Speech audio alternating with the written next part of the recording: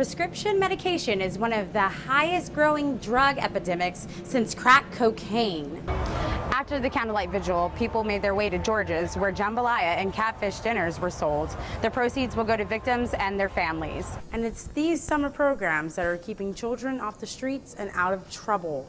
Mourners from all over Baton Rouge have come to pay their respects for the fallen officers. They have brought flowers, balloons, and even teddy bears. Funeral arrangements for the fallen officers will be held later on this week. In recent years, the fastest growing drug problem in the United States is prescription drug abuse. And according to the National Institute of Drug Abuse, there is an estimated 48 million people who have misused prescription medication in their lifetime. Prescription medication is one of the highest growing drug epidemics since crack cocaine. A recovering addict, Grayson Durham, says being addicted to prescription drugs like oxycodone and Xanax caused him to do anything and everything to get high. The opiates, that's what I needed. I would steal from my parents, steal from friends, multiple times. It didn't faze me at all. You know, you got to do what you got to do at that point. According to the pharmacist Eric Peters, the FDA has tried to take precautionary measures to fight the narcotic epidemic. They're coming up with some abuse deterrent type formulations where the actual pill have gel in the inside, so they're not able to actually crush them up as they would with some of the other medications. Even with the FDA's harsh regulations on prescription drugs, the narcotics are increasingly being used as recreational. Prescription drugs are supposed to aid people when ill. Instead, they are claiming victims of addiction with this recurring cycle.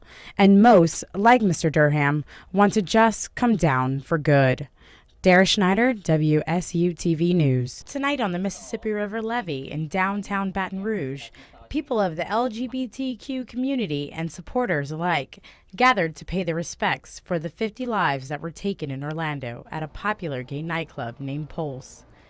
People of all ages gathered to mourn the victims. Candles are lit in the memory of the 50, and in a crowd of over 300 people, everyone is listening closely to the encouraging words of the community speakers, trying to hold on to love and to hope.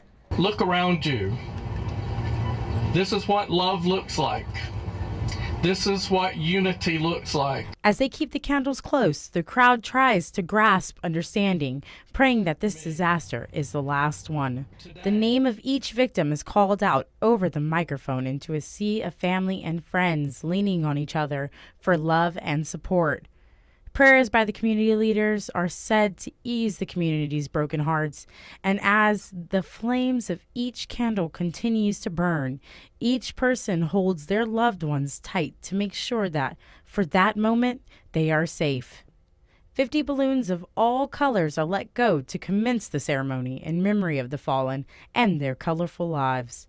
The flame of each candle will forever be lit in the hearts of the community, making sure their deaths are not in vain. Monday night, following the violent attacks on Baton Rouge police officers, leaving 3 dead and 3 wounded, the broken city mourns together and prays for peace. Vigils have taken place all around the parish and have included people of every race and every background, making sure everyone is uplifted in spirit. Pastor Ryan Alleman says that this is where the healing begins. You know, people are hurting no matter where you stand, no matter what you say is the problem, you're hurting.